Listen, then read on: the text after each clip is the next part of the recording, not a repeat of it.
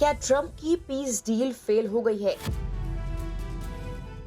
क्योंकि गाजा में एक बार फिर से बमबारी का दौर शुरू हो गया है और 30 लोगों की मौत की खबर है। सीजफायर के ऐलान के साथ गाजा की तस्वीर बदलने के दावे करने वाले ट्रंप की ये डील तो 3 हफ्ते भी नहीं टिकी। आखिर गाजा में अब क्या हो रहा है? जहां युद्ध खत्म होता नजर आ रहा था, वहां फिर हमले क्यों और किसने शुरू किए? बताते हैं सब कुछ आपको इस वीडियो में। गाजा में सीजफायर लागू होने के बीच इजराइल ने एक बार फिर हवाई हमले किए। इनमें 30 से ज्यादा फिलिस्तीनियों की मौत हो गई, जबकि इजराइल और हमास के बीच 20 दिन पहले सीजफायर समझौता हुआ था। इजराइल ने दावा किया कि हमास ने पहले सीजफायर का उल्लंघन कर गाजा में तैनात उसके सैनिकों पर हमला किया। इसके जवाब में ये कार्रवाई हुई। हालांकि हमास ने आरोपों से इनकार किया और कहा कि वो सीजफायर का पालन कर रहा है। मंगलवार को इजराइल की ओर से किए गए हवाई हमलों में गाजा सिटी, खान यूनिस, बेत लहिया निशाने पर आए और अल बुरैज जैसे घनी आबादी वाले इलाकों को भी निशाना बनाया गया। रॉयटर्स की रिपोर्ट के मुताबिक मरने वालों में 5 लोग बुरैज शरणार्थी शिविर में, 4 गाजा सिटी के सबरा इलाके में और 5 खान यूनिस में एक कार पर हुए हमले में मारे गए।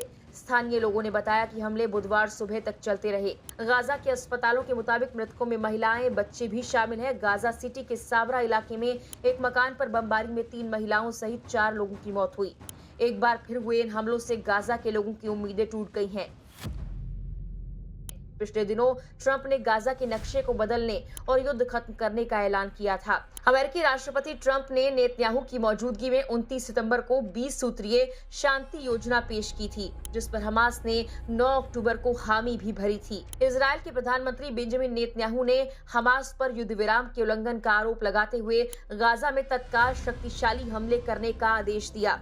नेतन्याहू का यह आदेश उस तनाव के बाद आया जब इजराइल ने कहा कि हमास ने साउथ गाजा में उसके सैनिकों पर गोलीबारी की।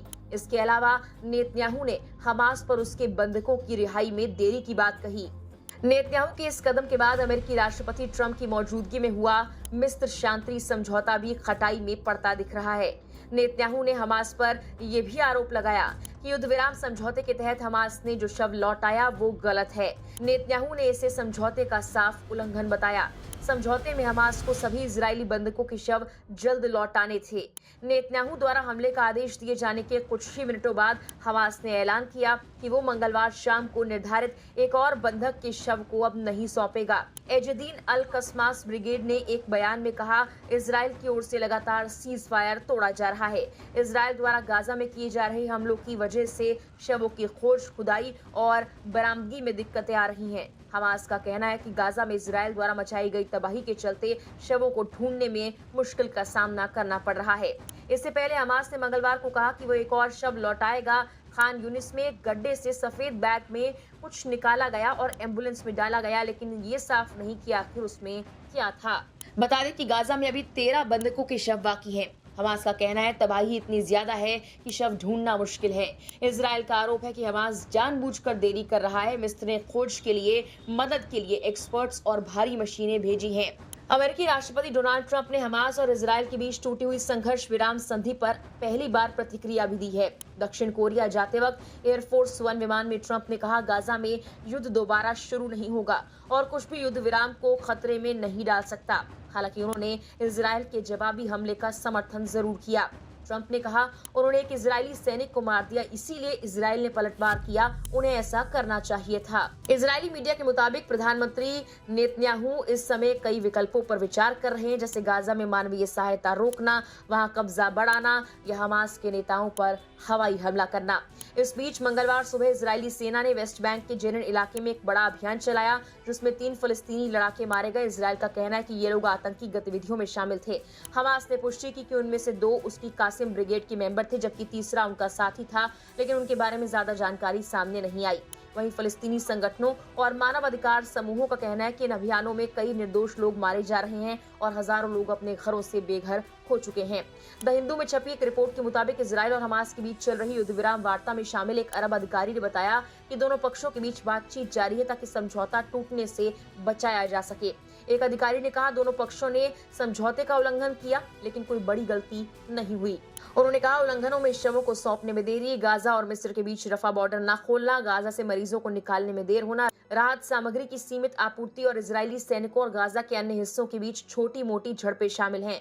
बता दें कि सोमवार यानी 27 अक्टूबर को हमास ने 28 बंधकों में से 16 के शव को सौंप दिया था, जिन्हें वो 10 अक्टूबर को लागू हुए युद्ध विराम समझौते के तहत वापस करने पर सहमत हुआ था। हालांकि फॉरेंसिक जांच के बाद पता ये चला कि ये अवशेष उसी बंधक के थे जिसका शव 2 साल पहले लौटाया गया था। इजरायली सरकार की प्रवक्ता ने बताया कि हमास ने ओफिर जारफाती के शव के अवशेषों की खोज का नाटक किया। इजरायली बंधक और गुमशुदा परिवार फोरम के बयान में जारफाती के परिवार के हवाले से कहा गया, ये तीसरी बार है जब हमें ओफिर की कब्र खोलने, अपने बेटे को दोबारा दफनाने के लिए मजबूर होना पड़ा। युद्ध विराम शुरू होने के बाद से गाजा ने इजराइल को 15 मृत बंधकों के शव लौटाए। इसके बदले में इजराइल ने गाजा को 195 फिलिस्तीनी शव सौंपे। युद्ध विराम की शुरुआत में इजराइल को 20 जिंदा बंधक भी वापस मिले थे और बदले में करीब 2000 फिलिस्तीनी कैदियों को रिहा किया गया और अगर युद्ध विराम चलता रहा तो ये सिलसिला आगे जारी रहेगा।